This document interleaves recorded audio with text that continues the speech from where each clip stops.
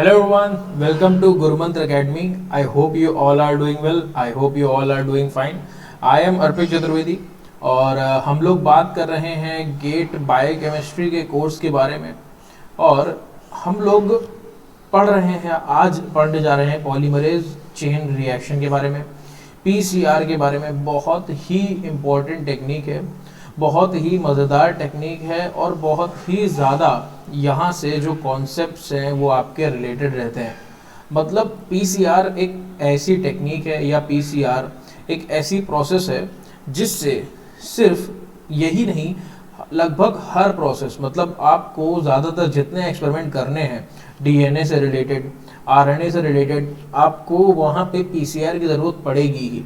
ये ऐसा मतलब मशीन का यूज़ है जिसने बहुत ज़्यादा, मतलब जो हमारी जो मैन फोर्स था, जो हमारा ह्यूमन रिसोर्स था, उसको कम कर दिया। ठीक है, जो हमारा मैनुअली जो चीज़ हमको करनी पड़ती थी, बहुत सारी चीज़ें ज़रूरी ऐसी जो थी जिसको मैनुअली करने में बहुत ही टीडियस प्रोसेस होती थी, उसको कन्वर्ट करके ऑटोमेटिकली परफॉर्म करने लगे। ओके, तो पॉलीमरेज चेन रिएक्शन एक रिवोल्यूशनरी ऐसी एकदम डिस्कवरी है। हम सभी लोगों को पता है कैरे मिलिस ने इसकी डिस्कवरी करी थी। ठीक है, तो ये चीज़ जो है हम सभी को इसका कॉन्सेप्ट और किस तरीके के इम्पोर्टेंट टाइप्स इसमें इन्वॉल्व है वो पता होना चाहिए, ताकि आप अगर सिर्फ इसी टॉपिक से नहीं, किसी और टॉपिक में भी अगर आपको क्वेश्चन मिलता है, फॉर एग्जांपल अगर आप मॉलिकुलर मार्कर पढ़ते हो और वहाँ पे आपको AFLP मिलता है, एम्पलीफाइड फ्रेगमेंट लेंथ पॉलीमॉर्फिज्म, तो वो भी एक टाइप का पीसीआर ही है, हमें के लिए पीसीआर बेस्ड टेक्निक है। ठीक है, या फिर जो हम लोग आने वाली क्लास में पढ़ेंगे साइट डायरेक्टेड म्यूटाजेनेसिस, तो साइट डायरेक्टेड म्यूटाजेनेसिस भी पीसीआर की एक एप्लीकेशन ही है, या पीसीआर से हम लोग कर सकते हैं बहुत ही आसानी से। ठीक है, रिकॉम्बिनेशन डीएनए टेक्नोलॉजी आपको पढ़ना है तो उसमें तो हद से ज़्यादा यूज़ हमारा है ही पीसीआर का, आरडीटी का। ठीक है, तो बेसिकली पीसीआर हर जगह हमको यूज़ होता हुआ मिल रहा है। आप कोई भी रिएक्शन परफॉर्म करने जा रहे हो डीएनए से रिलेटेड, आरएनए से रिलेटेड, तो पीसीआर हमको वहाँ पे मिलेगा ही मिलेगा। पीसीआर क्या होता है जिनको बिल्कुल आइडिया नहीं है, ठीक है, तो पीसीआर के हम इंट्रोडक्शन से शुरू करेंगे, इसके स्टेप्स देखेंगे किस तरीके से हो रहा है, कैसे हमको इसमें जो क्राइटेरिया है वो बनाना पड़ रहा है और किस तरीके के हमको टाइप्स देखने को मिल रहे हैं। ठीक है, तो उस बारे में हम लोग बात करते हैं। तो चलिए शुरू करते हैं। बात करें अगर हम इंट्रोडक्शन की या हम पीसीआर को जानने की अगर कोशिश करें, तो पीसीआर एक एंजाइमेटिक प्रोसेस है। पॉलीमरेज चेन रिएक्शन अपने आप में एक प्रोसेस है। ठीक है, पीसीआर प्रोसेस है जिसको करने के लिए हमें एक मशीन चाहिए होती है, जिसको हम पीसीआर मशीन बोलते हैं। ठीक है, तो पीसीआर एक एंजाइमेटिक प्रोसेस है जिसमें एक डीएनए का स्पेसिफिक रीजन, एक डीएनए का फ्रेगमेंट क्या होता है, मल्टीप्लाई किया जा सकता है, एम्पलीफाई किया जा सकता है, उसको हम रेप्लिकेट करके बना सकते हैं जितने चाहें उतने। फॉर एग्जाम्पल अगर ये एक डीएनए का फ्रेगमेंट है, मान लीजिए अराउंड 200 न्यूक्लियोटाइड्स का, ठीक है, तो नॉर्मली आपके पास अभी पीसीआर नहीं है और आप चाहते हो कि ऐसे हमको 1000 फ्रेगमेंट मिल जाए। ठीक है, तो जब पीसीआर आपके पास नहीं है, आप क्या करोगे, इस फ्रेगमेंट को लोगे, किसी प्लाज्मिड में ऐड करवाओगे, किसी प्लाज्मिड में आप इसको इंसर्ट करवाओगे, और एक बार ये प्लाज्मिड में जब इंसर्ट हो जाएगा, एक बार जब ये प्लाज्मिड में इंसर्ट हो जाएगा, तब आप क्या करोगे, इस प्लाज्मिड को किसी वेक्टर में इंसर्ट करवाओगे, इस प्लाज्मिड को किसी आप बैक्टीरिया में, होस्ट में इंसर्ट करवाओगे, वेक्टर आप इसको ऐसे यूज करोगे प्लाज्मिड को। जब ऐसा करोगे तो वो उस बैक्टीरिया में या जिस होस्ट में आप इसको इंसर्ट करवा रहे हो उसमें बार बार डिवीजन होगा इस प्लाज्मिड का, क्योंकि सेल्फ रेप्लिकेटिंग प्लाज्मिड होगा, और ये डिवाइड करते करते करते करते करते करते कई कॉपीज आपके डीएनए की बना लेगा। फिर उसको आप एक्सट्रैक्ट करोगे प्लाज्मिड्स को, और फिर उसमें से आप अपना डीएनए फ्रेगमेंट निकालोगे एम्पलीफाइड। लेकिन आप देख रहे हैं कई सारे स्टेप्स हैं और काफ़ी टीडियस प्रोसेस है, और ऐसी प्रोसेस है जिसमें मिस्टेक्स होने के चांसेस बहुत ज़्यादा हैं। ठीक है, तो जब आप ऐसी एक चीज़ें परफॉर्म करते हो किसी लिविंग ऑर्गेनिज्म के अंदर या लैब के अंदर, तो हम उसको कहते हैं इन वीवो। लेकिन यहाँ पे जब आप टेस्ट ट्यूब के अंदर, ग्लास के अंदर रिएक्शन परफॉर्म करते हो, तब हम उसको कहते हैं इन विट्रो। ठीक है, तो एक तरीके का हम ये कह सकते हैं कि नॉन सेलुलर या ए सेलुलर या फिर non living in vitro DNA amplification method है हमारा पीसीआर, जिसमें हमें जरूरत नहीं पड़ रही ये वाली पूरी प्रोसेस परफॉर्म करने की। तो ऐसा आप क्या कर रहे हो, कुछ नहीं, यहाँ पे डीएनए लिया जाता है, यही फ्रेगमेंट जो हमने अभी लिया था 200 किलो बेस पेयर का, या सॉरी 200 न्यूक्लियोटाइड का, और इस 200 न्यूक्लियोटाइड के जो हमारे पास फ्रेगमेंट है, इस फ्रेगमेंट को हम डीनेचर करते हैं, यानी कि इसके दोनों जो स्ट्रैंड्स है उसको अलग करते हैं, और इन स्ट्रैंड्स को अलग करने के बाद हम दोनों पे ही प्राइमर अटैच करके क्या करते हैं, नए स्ट्रैंड्स की सिंथेसिस करवा देते हैं। तो हर एक साइकिल के बाद आपके पास जो आप एक फ्रेगमेंट लेके चले थे वो एक फ्रेगमेंट से 2 फ्रेगमेंट हो जाते हैं। ऐसे ही जब आप नेक्स्ट साइकिल करते हैं तो 2 से 4 हो जाते हैं, फिर करते हैं तो 4 से, फिर मतलब हर एक फ्रेगमेंट आपका ऐसे करके ये 2 में डिवाइड होगा, ये 2 में डिवाइड होगा, फिर आने वाला फिर 2 में होगा, फिर 2 में होगा, फिर 2 में होगा, फिर 2 में होगा, 2 की power n, it is 2 raise to the power of n, n is the number of cycle. इस रफ्तार से, इस तेजी से, इस फॉर्मूले से हम ये निकाल सकते हैं कि कितने साइकिल में कितने जो हमको फ्रेगमेंट्स हैं डीएनए के वो देखने को मिलेंगे। तो ये एक तरीके का cell free DNA amplification method है पीसीआर जिसको हम कह रहे हैं, और ये हमारे लिए आपको समझ में आ ही रहा होगा कितना ज़्यादा इम्पोर्टेंट है, ठीक है, या कितने ज़्यादा आसानी से आप इतनी बड़ी प्रोसेस को आपने रिप्लेस कर दिया सिर्फ इस पीसीआर मशीन में इस प्रोसेस को परफॉर्म करते हुए। ऐसा क्या कर रहे हैं आप यहाँ पे, अगर इसका प्रिंसिपल आप समझना चाहें तो कितना आसान सा प्रिंसिपल है, यही चीज़ इसके प्रिंसिपल में आ जाती है।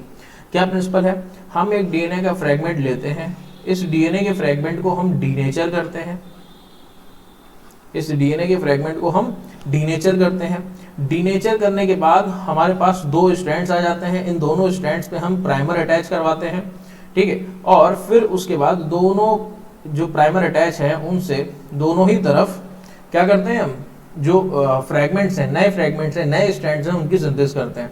तो ऐसा होने के बाद हमारे पास जो हम एक फ्रेगमेंट लेके चले थे वो अब हमारे पास 2 फ्रेगमेंट हो जाते हैं, एक फ्रेगमेंट से डीएनए के 2 फ्रेगमेंट हो जाते हैं, क्योंकि 2 स्ट्रैंड हम नए बना लेते हैं, है ना। और इतनी छोटी सी मशीन होती है, ये आपकी पीसीआर मशीन है जिसमें हम ये सारी चीज़ें परफॉर्म करते हैं। इसमें यहाँ पे अंदर जो है आपकी छोटी छोटी ट्यूब्स होती हैं प्लास्टिक की, उन ट्यूब्स को यहाँ पे लगाया जाता है, यहाँ से आप सारी सेटिंग कर सकते हैं, जितने भी आपको चीज़ें सेट करनी, जैसे कि टेम्परेचर हो गया, कितनी देर तक आपको साइकिल रन करनी है, कितनी साइकिल रन करनी है, ये सब आपको कर सकते हैं। यहाँ पे आपको कई सारी पीसीआर मशीन ऐसी होती है जो फुली ऑटोमेटेड होती हैं, आप रख दीजिए, स्टार्ट कर दीजिए, वो सब खुद से सेट कर लेगा, आप बस नंबर ऑफ फ्रेगमेंट बता दीजिए उसके चाहिए आपको। कई सारी सेमी ऑटोमेटिक होती हैं, वहाँ पे आपको टेम्परेचर चेंज करना पड़ेगा, चीज़ें बदलनी पड़ती हैं, और ये लिड को आप बंद कर देते हैं ऐसे, और बंद होने के बाद ये अंदर रिएक्शन जो है परफॉर्म होती है ना। तो बहुत ही ईजी है, बस आपको इन ट्यूब्स में अपना पूरा रिएक्शन मिक्सचर भर के रखना होता है। तो एक साइकिल जब कंप्लीट होती है तो आपके पास पहले से डबल फ्रेगमेंट होंगे, ठीक है, 2 टू द पावर n, ये सिंपल सा मामला है जिसपे क्वेश्चन पूछ ले जाते हैं, कई बार पूछा जाएगा आपसे कि अगर हमने 10 बार साइकिल चलाई तो अब आपके पास, अगर आपने शुरू करा था कितने फ्रेगमेंट से, एक फ्रेगमेंट से, और आपने 10 बार साइकिल चलाई तो आपके पास कितने डीएनए फ्रेगमेंट हो गए, अब तो आप 2 की पावर 10 करेंगे और डायरेक्ट आपको जो आंसर है आपका वो मिल जाएगा, ठीक है। तो कुछ इस तरीके से हम यहाँ से क्वेश्चन कर लेते हैं। अब यही प्रिंसिपल इसका, एक बार साइकिल हमने रन करी, हमारे पास 2 हो गए, दोबारा साइकिल हमने रन करी, हमारे पास डबल हो गए, फिर साइकिल रन करी, फिर डबल हो गए। तो ऐसे करके अराउंड 20 to 30 साइकिल्स तक आते आते आपके पास 10 to the power 7, ये 107 हो गए, 10 to the power 7 कॉपीज आपको जो है अराउंड देखने को मिल जाएंगी अपने टारगेट डीएनए की, इस थर्मल साइक्लिंग के जरिए, ठीक है, इस थर्मल साइक्लिंग के जरिए। थर्मल साइक्लिंग हम इसको क्यों कह रहे हैं वो आपको भी पता चल जाएगा, ठीक है, क्योंकि हम यहाँ पे टेम्परेचर वेरी कर रहे हैं अलग अलग स्टेप पे, ठीक है, हम अलग अलग स्टेप पे टेम्परेचर वेरी कर रहे हैं। तो अभी हमको क्या पता चला कि पीसीआर है क्या, अभी हमको क्या पता चला कि पीसीआर का प्रिंसिपल क्या है। अब हम देख लेते हैं कि हमको क्या चाहिए करने के लिए। आप जा रहे हो लैब में, जा रहे हो, आपको पीसीआर करने के लिए क्या क्या रिक्वायरमेंट्स होंगी, है ना, कौन कौन सी चीजें हैं जो आपको जरूरी होंगी जो आप पीसीआर कर पाओगे। तो आप खुद से सोच के देखो, खुद से सोच को देखो कि आप पीसीआर करने जा रहे हो तो सबसे पहले तो आपके पास एक डीएनए फ्रेगमेंट होना चाहिए, ठीक है, जिसको आपको एम्पलीफाई करना है, वो तो बेसिक नीड है आपकी, ठीक है। आपके पास एक टारगेट डबल स्ट्रैंडेड डीएनए होना चाहिए, उसके बाद आपके पास एक प्राइमर होना चाहिए। ये प्राइमर ऐसे जो दोनों डीएनए के फ्रेगमेंट हैं जब सेपरेट हो तो एक एक स्टैंड पे और दूसरे स्टैंड पे, दोनों ही स्टैंड पे वो अटैच हो और क्या करें, दोनों ही फ्रेगमेंट्स को या दोनों ही स्टैंड्स को एम्पलीफाई कराने में मदद करें। अच्छी बात है, प्राइमर हो गया आपके पास। ठीक है, फिर आपको क्या चाहिए, आपको चाहिए डीऑक्सी राइबोन्यूक्लियोटाइड्स, डीएनटीपीस। ठीक है, डीऑक्सी राइबोन्यूक्लियोटाइड्स। अब ये डीएनटीपीस हमें क्यों चाहिए, क्योंकि नए डीएनए के स्ट्रैंड बन रहे हैं, तो नए डीएनए के स्ट्रैंड में डीऑक्सी राइबोन्यूक्लिक एसिड तो लगेगा ही, तो वो जो नए डीऑक्सी राइबोन्यूक्लियोटाइड हैं वो हमको फ्रीली चाहिए। ठीक है, तो डीऑक्सी राइबोन्यूक्लियोटाइड ट्राइफॉस्फेट्स हमको चाहिए, डीएनटीपीस। उसके साथ हमको एक एंजाइम चाहिए जो कि ऐड करवाए, यानी कि डीएनए पॉलीमरेज। ये डीएनए पॉलीमरेज कोई भी हो सकता है, लेकिन ज्यादातर जो यूज किया जाता है वो यूज किया जाता है टैक पॉलीमरेज। ओके, जो कि थर्मस एक्वेटिकस बैक्टीरियम से जो है वो एक्सट्रैक्ट किया जाता है और टैक पॉलीमरेज को यूज किया जाता है। ठीक है, क्यों यूज किया जाता है, क्योंकि जो टेम्परेचर सेंसिटिविटी होती है, टेम्परेचर सेंसिटिविटी वो इसमें कम होती है, या हम ये कह लें जो टेम्परेचर टॉलरेंस होती है वो ज़्यादा होती है। ज़्यादा हाई टेम्परेचर तक ये डीएनए पॉलीमरेज जो टैग पॉलीमरेज हमारा होता है ये खुद को स्टेबल रख पाता है, या हम कह लें डीनेचर नहीं होता है। इसके साथ साथ आपको बफर चाहिए। ठीक है, बफर क्यों चाहिए, क्योंकि आप उसमें रिएक्शन मिक्सचर बना रहे हो, उस बफर में ये सारी चीज़ें प्रेजेंट रहेंगी। ठीक, आपको एंजाइम के लिए कोफैक्टर चाहिए। ठीक है, आपको एंजाइम के लिए कोफैक्टर चाहिए, एटीपी चाहिए, Mg2+ चाहिए, Mn2+ चाहिए, जितने भी चीजें चाहिए वो कोफैक्टर्स आपको एंजाइम के लिए चाहिए, और आपको वाटर चाहिए। ठीक है, जो कि आपके रिएक्शन मिक्सचर को मेकअप करेगा। तो ये सारी चीजें हमको चाहिए अगर हमें एक पीसीआर जो है प्रोसेस रन करनी है, और इसको आप इन्हीं ट्यूब्स में, एक ही ट्यूब में कलेक्ट करोगे और फिर उस ट्यूब को आप इसमें यहाँ पे रख दोगे, और जब रख दोगे आप इसकी लिड बंद कर दोगे और सारी सेटिंग आपको जैसे करनी है, जितना टेम्परेचर, जितने देर तक साइकिल चलानी है। हो सकता है आपको कम फ्रेगमेंट्स की जरूरत हो, आप 10 मिनट रन करो पीसीआर, आपको बहुत ज़्यादा ज़रूरत हो आप 1 घंटे रन करो। तो ये सारी चीज़ें जो है वो मेंटेन करी जाती हैं इन्हीं सारी चीज़ों से। ठीक है, टैग पॉलीमरेज का यूज इसीलिए होता है क्योंकि डीएनए को जो फर्स्ट स्टेप होता है, जो हम लोग स्टेप देखेंगे, जो डीएनए का फर्स्ट स्टेप होता है, इस स्टेप में हमको अराउंड 94 डिग्री सेल्सियस तक टेम्परेचर ले जाना पड़ता है। क्यों, क्योंकि डीएनए के इन दोनों फ्रेगमेंट्स को हमें डीनेचर करके, दोनों स्ट्रैंड्स को अलग करना होता है डीनेचर करके। ठीक है, तो डीनेचर करना है, दोनों स्ट्रैंड्स को अलग करना है, इसके लिए अराउंड हमको 94 डिग्री सेल्सियस तक टेम्परेचर चाहिए होता है। अब आपने एक साइकिल रन करी, टैग पॉलीमरेज की जरूरत आपको पड़ी सेकेंड स्टेप में, या आप ये कह लें कि एनीलिंग होने के बाद एक्सटेंशन में। ठीक, अब आपने एक्सटेंशन किया डीएनए पॉलीमरेज या टैग पॉलीमरेज की मदद से। ठीक, और फिर उसके बाद आपने डीनेचर किया, क्योंकि अब आपके पास जो 2 फ्रेगमेंट बने हैं आप उनको भी डीनेचर करके 4 बनाना चाहोगे। तो जब आप उनको डीनेचर कर रहे होगे तो आपका जो डीएनए पॉलीमरेज होगा वो क्या होगा, डीनेचर हो जाएगा, साथ में एंजाइम 94 डिग्री सेल्सियस पे डीनेचर हो जाएगा। तो आप अगली साइकिल जब रन करने जाओगे तो आपके पास पॉलीमरेज होगा ही नहीं, फिर आप उसको ओपन करोगे, फिर पॉलीमरेज ऐड करोगे, फिर बंद करोगे, फिर साइकिल रन करोगे। तो आपको हर साइकिल के बाद पॉलीमरेज ऐड करना होगा अगर आपका डीएनए पॉलीमरेज टेम्परेचर सेंसिटिव नहीं होगा, टेम्परेचर सेंसिटिव होगा। ठीक है, क्योंकि टेम्परेचर जैसे ही बढ़ेगा 94 डिग्री सेल्सियस जाएगा, आपका डीएनए पॉलीमरेज क्या होगा, डीनेचर कर जाएगा। इसीलिए थर्मस एक्वेटिकस बैक्टीरियम से टैग पॉलीमरेज एक्सट्रैक्ट किया गया और इस पॉलीमरेज को यूज किया जाता है। इसकी टेम्परेचर सेंसिटिविटी कम है, या हम ये कह रहे हैं हाई टेम्परेचर ये टॉलरेट कर लेता है। मतलब अगर हम 94 डिग्री सेल्सियस तक डीएनए डीनेचर कर रहे हैं, उसके बाद भी हमारा जो डीएनए पॉलीमरेज है, जो टैग पॉलीमरेज है, ये स्टेबल रहता है और ये डीनेचर नहीं होता। इसीलिए टैग पॉलीमरेज यूज करते हैं बजाय बाकी पॉलीमरेजेस की, बाकी डीएनए पॉलीमरेजेस के। लेकिन ऐसा नहीं है कि हमारे पास सिर्फ टैग पॉलीमरेज ही है, और भी हमारे पास पॉलीमरेजेस हैं जिनको हम यूज कर सकते हैं, जो कि हमको अलग अलग बैक्टीरियम से मिलते हैं और इसी तरीके की टेम्परेचर स्टेबिलिटी शो करते हैं। ओके, तो ये तो हो गए में पीसीआर की रिक्वायरमेंट। स्टेप्स देखते हैं हम लोग कि किस तरीके के स्टेप आखिर हमको देखने को मिल रहे हैं एक पीसीआर में, पॉलीमरेज चेन रिएक्शन में। तो अभी तक हमको इतना तो समझ में आ ही गया कि सबसे पहले हमने शुरुआत कहाँ से करी है। सबसे पहले हमने शुरुआत करी है एक डीएनए के फ्रेगमेंट से। ठीक, इस डीएनए के फ्रेगमेंट को हम चाहते हैं कि अब ये एक डीएनए का fragment 1000, lakh, 1 lakh DNA fragment में बदल जाए। ठीक है, अगर आप ऐसा चाहते हो तो आपको इस फ्रेगमेंट से किस तरीके से शुरुआत करके क्या नीड होगी आपकी। तो आप इस फ्रेगमेंट को लेके आगे बढ़ोगे और सबसे पहले इस फ्रेगमेंट को डीनेचर करोगे। डीनेचर करने का मतलब होता है कि एक डीएनए फ्रेगमेंट के दोनों ही स्ट्रैंड आपस से अलग हो जाएं, मतलब इनके बीच की जो हाइड्रोजन बॉन्डिंग है आप वो ब्रेक करने की कोशिश करोगे, क्योंकि आपको पता है दोनों कोवैलेंट लिंक्ड होते नहीं है, हाइड्रोजन बॉन्ड से लिंक्ड होते हैं। ठीक है, तो आप डीनेचर करोगे, कैसे करोगे? टेम्परेचर देके 94 to 95 degree Celsius, 94 to 96 degree Celsius भी आपको कभी कभी देखने को मिलेगा।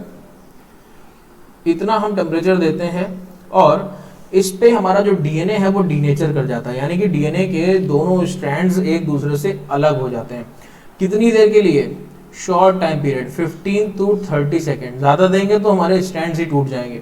ठीक है, तो 15 टू 30 सेकेंड्स के लिए हम 94 टू 96 डिग्री सेल्सियस टेम्परेचर देते हैं और हमारे दोनों स्ट्रैंड्स एक दूसरे से अलग हो जाते हैं। अब फर्स्ट स्टेप हो गया। सेकेंड स्टेप है प्राइमर एनीलिंग। यहाँ पे आपके पास आता है प्राइमर। अब वो प्राइमर कौन सा है? जो आपने पहले से बना के रखा है। ठीक है, तो पीसीआर का ये एक डिसएडवांटेज है कि आप जो भी फ्रेगमेंट एम्पलीफाई करना चाह रहे हो उस फ्रेगमेंट का कंप्लीट नहीं तो इनकम्प्लीट यानी कि एंड्स का सीक्वेंस तो आपके पास होना ही चाहिए। अगर आपके पास एंड सीक्वेंस नहीं है तो फिर आप प्राइमर नहीं बना पाओगे, और अगर आप प्राइमर नहीं बना पाओगे तो पीसीआर करने का कोई मतलब नहीं है। ठीक है, तो आपके पास एंड सीक्वेंस है, एंड सीक्वेंस आपके पास है दोनों तरफ। ठीक है, आपने दोनों तरफ प्राइमर बनाया और प्राइमर को इस तरीके से एनील करा दिया। ठीक है, प्राइमर जब अपने स्पेसिफिक सीक्वेंस से जाके बाइंड करता है डीएनए पे, उस स्टेप को हम कहते हैं प्राइमर एनीलिंग। ठीक है, अब इस प्राइमर के पास 3 प्राइम एंड होगा फ्री, इधर 3 प्राइम एंड होगा फ्री। ठीक है, अब ये क्या करेगा? 3 प्राइम OH एंड है हमारे पास, तो अब आके पॉलीमरेज बाइंड करेगा, डीएनए पॉलीमरेज बाइंड करेगा। कौन सा? टैग पॉलीमरेज, दोनों ही साइड। ठीक, और दोनों ही तरफ क्या करेगा? एक्सटेंशन करेगा, एक्सटेंशन करेगा। ठीक है, तो इसके लिए हमें कितना टेम्परेचर चाहिए होता है? एक्सटेंशन करने के लिए अराउंड हमको 55 डिग्री सेल्सियस टेम्परेचर चाहिए, जब हमने एनील कराया और एक्सटेंड होने के लिए उसको छोड़ा। ठीक है, तो प्राइमर्स जो है वो अटैच हो गए, जो कि हमको पता है प्राइमर्स क्या है? शॉर्ट सिंगल स्ट्रैंडेड सीक्वेंसेस हैं न्यूक्लिक एसिड के, जो कि अराउंड 20 टू 30 न्यूक्लियोटाइड्स लंबे हैं। ठीक है, एक बार वो एनील कर गए फिर वहां पे बाइंड करता है हमारा डीएनए पॉलीमरेज और डीएनए को एक्सटेंड करने का काम करता है। ठीक है, तो अभी हमारे पास 55 डिग्री सेल्सियस था, हमने एनील करवा दिया। अब हमें क्या करना है? हमें करना है इसको एक्सटेंड, और एक्सटेंड करने के लिए हम एक्सटेंशन स्टेप पे आते हैं, या हम ये कह लें इसी का जो नेक्स्ट स्टेप है हमारे पास, जिसमें हमारा डीएनए पॉलीमरेज एक्ट करने वाला है, बाइंड कर चुका है। अब क्या करेगा? डीएनए को आगे बनाएगा। कहाँ बनाएगा? ये जो 3 प्राइम OH है इस तरफ नए न्यूक्लियोटाइड्स का एडिशन शुरू करेगा। तो अभी कौन कौन सा टेम्परेचर होगा हमारे पास? 94 टू 96 डिग्री सेल्सियस। टेम्परेचर बहुत इंपॉर्टेंट है, कई बार पूछे जाते हैं। 94 टू 96 डिग्री सेल्सियस पे डीनेचर किया, 55 डिग्री सेल्सियस पे आपने एनीलिंग करवाई और 72 डिग्री सेल्सियस पे आपने एक्सटेंशन करवाया। ठीक है, 95, 55 और 72 डिग्री सेल्सियस। तो अब आप कहो कि इसको, अब आप समझ सकते हो कि हम इसको थर्मल साइक्लिंग क्यों कह रहे हैं, क्योंकि टेम्परेचर का ही पूरा रोल है यहाँ पे मेजरली जो हमको देखने को मिल रहा है। टेम्परेचर ना हो तो डीएनए डीनेचर नहीं होगा, टेम्परेचर सही ना हो तो एनीलिंग नहीं होगी, टेम्परेचर सही ना हो तो एक्सटेंशन नहीं होगा। ठीक है, अभी एक्सटेंशन हो चुका है हमारे पास। ठीक है, एक्सटेंशन हो चुका है। कैसे एक्सटेंशन हुआ है? पूरा एक फ्रेगमेंट का, एक स्ट्रैंड का दूसरे स्ट्रैंड का, दोनों की सिंथेसिस हमारे पास हो चुकी है। ठीक है, तो जब हमारे पास सिंथेसिस हो जाएगी, ठीक है, एंड हमारी सिंथेसिस कंप्लीट हो जाएगी, तो हमारे जो डीएनए पॉलीमरेजेस हैं वो अलग हो जाएंगे हमारे फ्रेगमेंट से, और उसके बाद हम नेक्स्ट साइकिल रन करेंगे। यानी कि अब एक बार एक्सटेंशन हो गया तो उसके बाद हम फिर से डीनेचर करेंगे और फिर से हम यही स्टेप बार बार परफॉर्म करते जाएंगे। ठीक है, तो प्राइमर एनीलिंग के लिए ये टेम्परेचर्स आपके लिए बहुत ज़रूरी हैं, 95, 55, 72, और प्राइमर एनीलिंग के लिए 55 डिग्री सेल्सियस बहुत ज़रूरी है। ऐसा होता है कि बहुत हाई टेम्परेचर हम प्राइमर एनीलिंग पे इसलिए नहीं देते क्योंकि फिर क्या होगा, जो बाइंडिंग होगी आपकी, ठीक है, जो बाइंडिंग होगी वो स्टेबल नहीं होगी। ठीक है, तो वो बहुत दिक्कत हो जाएगी। तो ये सारी ज़रूरी कि जो बाइंडिंग है वो आपकी सीक्वेंशियल हो, ऐसा नहीं है कि कहीं सीक्वेंस ना हो और वहाँ भी बाइंड कर जाए। तो वो चीज़ हम नहीं करना चाहते, इसीलिए ये टेम्परेचर ऐसे सेट किए गए हैं कि हमको अपनी प्रोसेस एकदम सही से होती हुई मिले। ठीक है, तो इसको अगर हम डायग्रामेटिकली देखना चाहें जो कि आपको ज़्यादा समझ में आएगा, तो मुझे इस तरीके से दिखेगा कि सबसे पहले आपने डीएनए सैंपल लिया, वो टारगेट डीएनए जिसको आपको एम्पलीफाई करना है, आपने प्राइमर्स ले लिए, आपने न्यूक्लियोटाइड्स ले लिए, आपने पीसीआर ट्यूब ले ली, आपने बफर ले लिया और टैग पॉलीमरेज ले लिया। ठीक है, ये सभी चीज़ें ले ली। सबसे पहले आपने क्या किया, मशीन को शुरू किया, थर्मल साइक्लर जिसको हम पीसीआर मशीन कह रहे हैं। इसमें आपने सब फर्स्ट स्टेप डीनेचुरेशन किया 95 डिग्री सेल्सियस पे, दोनों स्ट्रैंड्स एक दूसरे से सेपरेट हो गए। यहाँ पे आप देख रहे हैं बीच में इनके हाइड्रोजन बॉन्ड्स हैं और यहाँ पे इनके बीच के हाइड्रोजन बॉन्ड्स जो हैं वो टूट चुके हैं। ठीक है, तो एक बार हाइड्रोजन बॉन्ड्स टूट गए, दोनों एक दूसरे से अलग हो गए। फिर आपने नेक्स्ट स्टेप परफॉर्म की 55 डिग्री सेल्सियस पे एनीलिंग। ठीक है, उस एनीलिंग में क्या हो रहा है कि आपके दोनों ही स्ट्रैंड में अलग अलग प्राइमर क्या हो रहे हैं, बाइंड हो रहे हैं। और एक बार ये अलग अलग प्राइमर बाइंड हो गए 3' फ्री OH के साथ दोनों तरफ, तब फिर आपका जो टैग पॉलीमरेज है वो यहाँ पे आके बाइंड करेगा और दोनों ही तरफ सिंथेसिस जो है वो डीएनए की शुरू कर देगा इन न्यूक्लियोटाइड्स या डीऑक्सीराइबोन्यूक्लियोटाइड्स को यूज करते हुए। और 72 डिग्री सेल्सियस पे हमको एक्सटेंशन देखने को मिल जाएगा। जैसे ही यहाँ पे आप एक्सटेंड करके कंप्लीट करोगे, फिर से आप डीनेचर करोगे, फिर से डीनेचर के बाद फिर से एनीलिंग होगी, फिर से एक्सटेंशन होगा, फिर से आप डीनेचर करोगे। तो ऐसे करते करते जितनी साइकिल होंगी तो उतना हम इस फॉर्मूले से निकाल सकते हैं 2n से, कि जितनी साइकिल होंगी हमारे पास उस हिसाब से हमको उतने ज़्यादा फ्रेगमेंट देखने को मिलेंगे। ठीक है, तो आई होप ये प्रोसेस आपको पीसीआर की समझ में आई हो। कोई भी दिक्कत हो तो आप बिल्कुल ज़रूर से इसको मतलब शेयर कीजिएगा अपनी दिक्कत। ठीक है, तो ये तो हमारी पीसीआर की बेसिक प्रोसेस हो गई। लेकिन क्या पीसीआर सिर्फ यहीं तक सीमित है? नहीं, पीसीआर के बहुत सारे टाइप्स हैं। ठीक है, बहुत सारे, मतलब अगर आप पीसीआर की टाइप्स देखने जाओगे तो अराउंड 28 टाइप्स का पीसीआर हमको देखने को मिलता है। और इसमें सब कुछ आता है, आपका AFLP है, RFLP है, आपके जितने भी पीसीआर से रिलेटेड स्टडीज होती हैं, आपके साइट डायरेक्टेड म्यूटेजेनेसिस में जो पीसीआर का यूज़ हो रहा है वो है, या आप पीसीआर को और कहीं यूज़ करें, जैसे रियल टाइम पीसीआर है हमारा, रिवर्स ट्रांसक्रिप्टेज पीसीआर है हमारा। तो ये सारे पीसीआर जो है इसमें आते हैं। अराउंड 28 टाइप्स के पीसीआर हमको देखने को मिलते हैं, लेकिन ये सभी हमारे लिए इंपॉर्टेंट नहीं है। जो बहुत ही ज़्यादा इंपॉर्टेंट, जहाँ से अक्सर क्वेश्चन आते हैं, वो मैंने आपको डिस्कस करने की कोशिश करी यहाँ पे, जिसमें सबसे पहले है रियल टाइम पीसीआर, या इसी को कहते हैं क्वांटिटेटिव पीसीआर, या कई बार QPCR भी सिर्फ लिखा मिल सकता है क्वेश्चन में।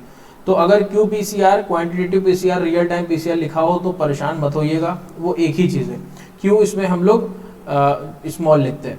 ठीक है, तो QPCR आपको लिखा मिल सकता है, quantitative PCR, real time PCR.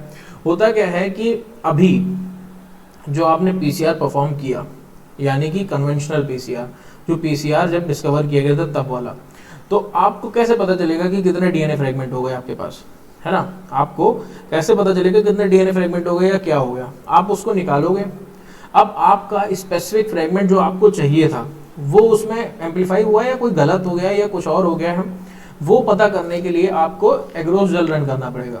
Jail एक बार आप रन करोगे तो उसके बाद फिर आप ब्लॉटिंग करोगे और फिर आप जान पाओगे कि आपका स्पेसिफिक जो फ्रेगमेंट था वो एम्पलीफाई हुआ या नहीं हुआ। क्वांटिटेटिव पीसीआर इसके ऊपर हमको एक अलग से पावर देता है। क्या? जब आपकी पीसीआर की प्रोसेस रन हो रही होती है तो क्वांटिटेटिव पीसीआर हमको रियल टाइम डिटेक्शन देता है, यानी कि प्रोसेस में साथ साथ चलते चलते हम ये बता सकते हैं कि जो प्रोडक्ट बन रहा है वो प्रोडक्ट कितना बन रहा है या कितना हो गया है, और जो हम चाह रहे हैं कि वही बन रहा है या कुछ और बन रहा है। ठीक है, तो QPCR में वैसा क्या करते हैं? QPCR में हम फ्लोरोसेंट डाई का यूज़ करते हैं, या हम फ्लोरोसेंट लेबल्ड ओलिगोन्यूक्लियोटाइड्स का यूज़ करते हैं, जो कि स्पेसिफिक होते हैं सीक्वेंस के लिए। कौन से सीक्वेंस? जो कि हमारे टारगेट डीएनए पे होंगे। वो उस पे जाके क्या होते हैं, बाइंड हो जाते हैं, या हम ये कह लें एनील करते हैं प्राइमर के रूप में, और फिर जैसे जैसे एम्पलीफाई करते जाते हैं, जैसे जैसे हमको और फ्रेगमेंट मिलते चले जाते हैं जो कि हमारे फ्लोरोसेंटली लेबल्ड ओलिगोन्यूक्लियोटाइड से बन रहे होंगे, वो फ्लोरोसेंस बढ़ती चली जाती है। अब जैसे जैसे फ्लोरोसेंस बढ़ती चली जाएगी आप उसका एक ग्राफ बना सकते हो, साथ साथ फ्लोरोसेंस को रीड करके या फ्लोरोसेंस की बढ़ती हुई मात्रा को देखते हुए, और उससे आपको पता चल जाएगा कि आपका जो फ्रेगमेंट है, जो आपका कॉन्सेंट्रेशन है डीएनए का, वो कितना ज़्यादा बढ़ गया है। ठीक है, तो ये हमको यहाँ पे देखने को मिल सकता है। qPCR का बहुत ज़्यादा रोल है जीनोटाइपिंग में, क्वांटिफिकेशन में पैथोजन की, माइक्रो आरएनए एनालिसिस में, कैंसर डिटेक्शन में, माइक्रोबियल लोड टेस्टिंग में, जीएमओ डिटेक्शन में। इन सभी चीज़ों में हमारा क्वांटिटेटिव पीसीआर, जो रियल टाइम पीसीआर, उसका बहुत ज़्यादा यूज़ किया जाता है। तो आपको रियल टाइम पीसीआर का कॉन्सेप्ट पता होना चाहिए कि हाँ कि ये होती क्या चीज़ है। ठीक है, इसी से एक और हमारे पास रिवर्स ट्रांसक्रिप्टेज पीसीआर, दूसरा टाइप। होता क्या है कि यहाँ पे मैंने यही दोनों क्यों इंक्लूड करें, क्योंकि आपका जो रियल टाइम पीसीआर है उसे भी आरटीपीसीआर बोला जाता है, जो रिवर्स ट्रांसक्रिप्टेज पीसीआर है उसे भी आरटीपीसीआर बोला जाता है। तो यहाँ पे आपको दिमाग लगाना है कि कौन सा रिवर्स ट्रांसक्रिप्टेज पीसीआर है, या हम ये कह लें किस क्वेश्चन के हिसाब से, किस प्रोसेस में रिवर्स ट्रांसक्रिप्टेज पीसीआर यूज करा जा रहा है, और किस प्रोसेस में, किस क्वेश्चन के हिसाब से रियल टाइम पीसीआर यूज किया जा रहा है। लेकिन आपको पता होना चाहिए दोनों अलग अलग हैं और दोनों एक दूसरे से बिल्कुल ही, दोनों की प्रोसेस अलग है। रिवर्स ट्रांसक्रिप्टेज पीसीआर में क्या होता है, यहाँ पे हम डीएनए से ना शुरू करके, हम प्रोसेस डीएनए से ना शुरू करके आरएनए से शुरू करते हैं। आपको पता है रिवर्स ट्रांसक्रिप्टेज एक ऐसा एंजाइम है जो कि आरएनए से डीएनए बनाने का काम करता है रिवर्स ट्रांसक्रिप्शन की मदद से, और जो डीएनए आरएनए से रिवर्स ट्रांसक्रिप्टेज एंजाइम की मदद से बनता है, उस डीएनए को हम बोलते हैं कॉम्प्लीमेंट्री डीएनए, या हम उसको कहते हैं cDNA। ठीक है, कॉम्प्लीमेंट्री डीएनए, या हम उसको कहते हैं cDNA। तो यहाँ पे नॉर्मल डीएनए का पीसीआर नहीं, बल्कि हम cDNA का पीसीआर करते हैं। अब होता क्या है, आपने एक सेल लिया, उस सेल से आपने आरएनए एक्सट्रैक्ट किया। अब आप देखना चाह रहे हो कि जो हमारा टारगेट आरएनए है वो इस सेल में है या नहीं। ठीक है, आपने बहुत लोगों ने, अभी कोरोना से हम लोग निकले हैं, कोरोना का जो फेज चल रहा था पिछले 1-1.5 साल से 2 साल से, अब सभी लोगों ने कौन सा टेस्ट कराया, क्या आरटीपीसीआर कराया है, रिवर्स ट्रांसक्रिप्टेज टेस्ट कराया है। तो वो यही टेस्ट था, क्या आपके सीरम से, आपके ब्लड से, आपके सेल्स में ये देखने की कोशिश करते हैं, जो चीक सेल्स लेते थे या जो सलाइवा लेते थे, वो ये देखने की कोशिश कर रहे हैं कि सेल्स में आपके जो आरएनए है, क्या कहीं आपके सेल्स में वो आरएनए तो नहीं है जो कोरोना वायरस के होता है। ठीक है, तो आप कोरोना वायरस का आरएनए आपकी बॉडी में टेस्ट किया जाता है। अगर आपके सेल में ये परफॉर्म किया गया आरटीपीसीआर या रिवर्स ट्रांसक्रिप्टेज पीसीआर, जिसमें हमने रिवर्स ट्रांसक्रिप्शन उस आरएनए के लिए स्पेसिफिकली परफॉर्म करी है, कैसे, सीक्वेंस को यूज करके डीएनए बना के, कौन सा, cDNA बना के, अगर वो आपके सेल में प्रेजेंट है, इसका मतलब आप कोरोना पॉजिटिव हैं, और नहीं है तो आप नेगेटिव हैं। ठीक है, तो रिवर्स ट्रांसक्रिप्टेज पीसीआर की मदद से हम क्या कर रहे हैं, आरएनए ले रहे हैं, एंजाइम ले रहे हैं रिवर्स ट्रांसक्रिप्टेज, cDNA बना रहे हैं, और फिर cDNA को एम्पलीफाई कर रहे हैं, और फिर इस cDNA को हम देख रहे हैं कि हाँ ये बना या नहीं बना। अगर किसी में आरएनए ही नहीं होगा तो cDNA कैसे बनेगा, और एम्पलीफाई होने का तो क्या ही मतलब है, कोई मतलब नहीं है। ठीक है, तो हम इस तरीके से रिवर्स ट्रांसक्रिप्टेज पीसीआर को यूज कर रहे हैं, और रिवर्स ट्रांसक्रिप्टेज पीसीआर का यूज ही सबसे ज्यादा आपके रिसर्च मेथड में, इसी तरीके की जीन इंसर्शन में, जेनेटिक डिजीज डायग्नोस्टिक में, ठीक है, आपके कैंसर डिटेक्शन में, इन सभी चीजों में हम इन रिवर्स ट्रांसक्रिप्टेज पीसीआर का यूज जो है वो देख रहे हैं। ठीक है, तो ये कुछ टाइप्स थे, या यूँ कह लें ये हमारे लिए इंपॉर्टेंट थे। टाइप्स और बहुत सारे, आप खुद से पढ़ने की कोशिश करिएगा। कोई भी दिक्कत हो तो आपको पता है, आप ग्रुप पे मैसेज कर सकते हैं, उसका रिप्लाई आपको तुरंत मिल जाता है। तो कुछ एप्लीकेशंस है हमारे पास पीसीआर की, लेकिन बहुत ज़्यादा डीपली किसी चीज़ को आप बहुत ज़्यादा डीपली पढ़ने की कोशिश मत करिएगा। गेट में इतना ज़्यादा डीप नहीं पूछते हैं, कॉन्सेप्ट क्लियर होना चाहिए। ठीक है, जो आपके पीसीआर की टेक्निक है वो आपके दिमाग में एकदम क्रिस्पली बैठी होनी चाहिए, फिर जो उसके एप्लीकेशन है वो आराम से आप निकाल पाओगे। ठीक है, तो पीसीआर को हम बहुत ज़्यादा जगह यूज़ कर रहे हैं, बहुत वास्ट यूज़ है इसका। आप सिंगल डीएनए मॉलिक्यूल को एक कॉम्प्लेक्स मिक्सचर में से निकाल के क्या कर रहे हो, उसको आप क्लोन कर रहे हो, उसके बहुत सारे फ्रेगमेंट बना रहे हो, उसके बहुत सारी कॉपीज बना रहे हो, और वो भी सेल फ्री। आपको यहाँ पे सेल की भी ज़रूरत नहीं है, सेल फ्री क्लोनिंग कर रहे हैं आप। ठीक है, उसके साथ साथ आप डीएनए सीक्वेंसिंग कर रहे हैं पीसीआर को यूज़ करके, आप डीएनए डिटेक्शन कर रहे हैं। आप कोई आपका स्पेसिफिक डिजीज़ है तो उस डिजीज से रिलेटेड कोई आरएनए है तो आप वो डिटेक्ट कर रहे हैं। फॉर एग्जांपल कोरोना सबसे बड़ा एग्जांपल। ठीक है, पीसीआर को आप एक्सटेंसिवली यूज कर रहे हो जो cDNA लाइब्रेरीज हैं वो बनाने के लिए, ठीक है। आपको पता है कि हर ऑर्गेनिज्म का डीएनए जो है वो सिक्योर करने की कोशिश करी जाती है, रखने की कोशिश करी जाती है। तो आप cDNA लाइब्रेरीज बनाने की कोशिश कर रहे हो, आप जीनोमिक स्टडी परफॉर्म कर रहे हो, आप रिकॉम्बिनेशन डीएनए टेक्नोलॉजी यूज कर रहे हो, आप सभी चीज़ों में मेडिकल डायग्नोसिस कर रहे हो, आप सभी चीज़ों में जो है आप पीसीआर का यूज देख रहे हो। तो बहुत एक्सटेंसिव यूज है पीसीआर का, बहुत ज़्यादा एप्लीकेशन है पीसीआर की। तो आई होप आप लोगों को ये समझ में आई हो सारी चीज़ें। कोई भी दिक्कत हो तो ज़रूर से पूछ सकते हैं। यूट्यूब चैनल सब्सक्राइब कर लीजिए गुरुमंत्रा का, join Telegram channel for discussion. Okay, you can visit our website and contact to these given details for any queries. Okay, thank you so much.